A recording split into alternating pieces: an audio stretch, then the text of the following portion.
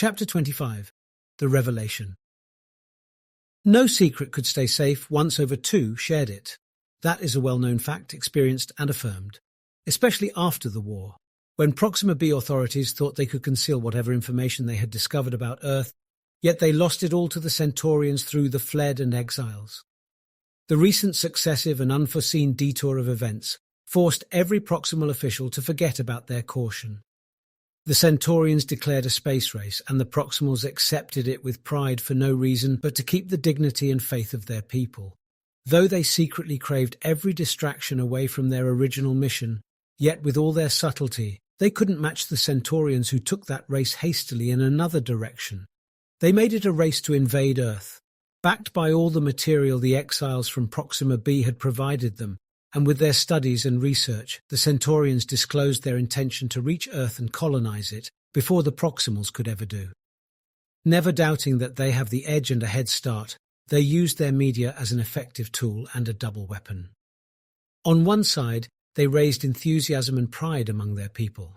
On the other, they were dampening the Proximal spirits, who could never compete or beat them in that field, or so they believed. The Proximals accused their government of holding back their progressive plans, giving the chance and advantage to their eternal enemy, the Centaurians. The government, with tight hands, had no choice then but to reveal that despite losing their most important and valuable information to the Centaurians with the aid of the traitors, the Proximals still had the privilege. They had to show and expose part of their plans for revisiting and rediscovering planet Earth, to contain the agitation and restore the faith and confidence of their people. But again, for the safety and secrecy of the Expect mission, they said no single word about Bot and his almost fulfilled task. When that time had come, and the only just plans for revisiting Earth were brought to light and traded all over the media, this news shocked them, despite being good at these dark times of Proximals. "Let me tell you, miss, we are terribly shocked," a passenger told the TV anchor who went down the streets to check the public's opinion regarding the new discovery, trying to find his way to face the camera among the crowd who wanted to share their opinions too, before finally succeeding. "Not because of the information we learned about that so-called planet Earth, or the history we never had the chance to study, or the interval we could have saved in our development lifespan, only had we started from where our ancestors ended."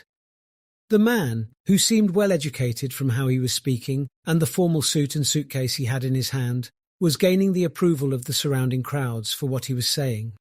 Another passenger interrupted him to add, "Or not even for the reality of our true home planet." Approbation of the crowd again was heard in the background.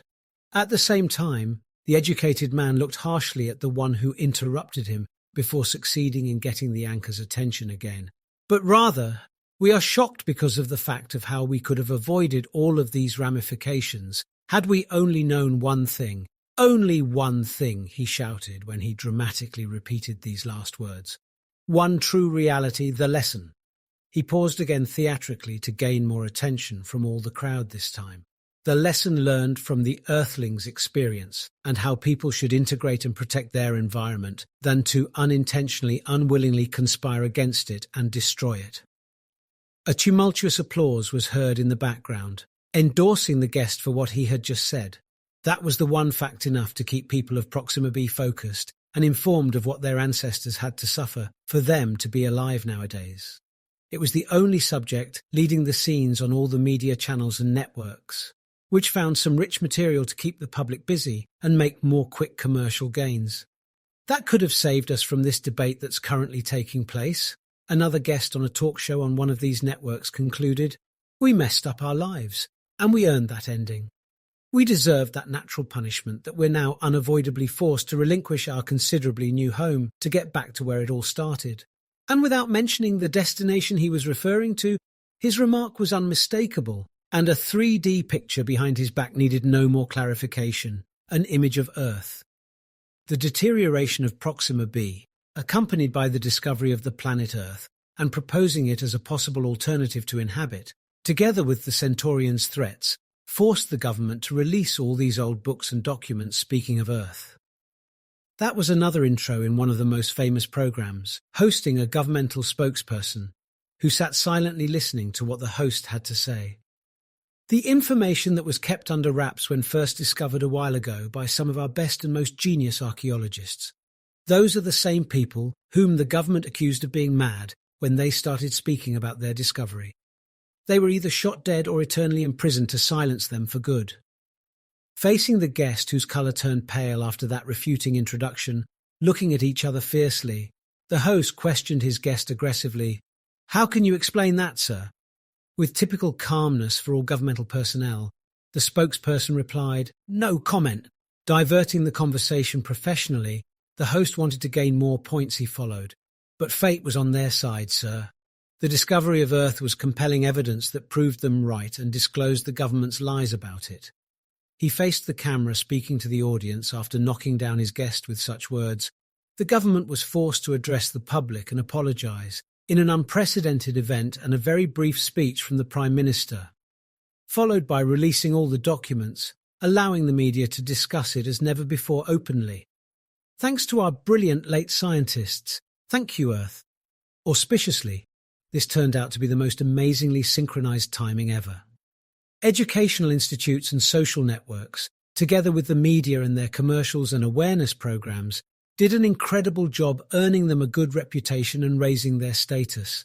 It was the role played in informing the mass population about human mistakes in the past, and the very past on Earth, and how his attitude toward his environment caused such destructive endings wherever he went. Social responsibility rose, and everyone contributed to passing this information onto their young kids and siblings. Competitions were announced, opening opportunities for inventors and brilliant thinkers to find more ideas and ways of saving such information.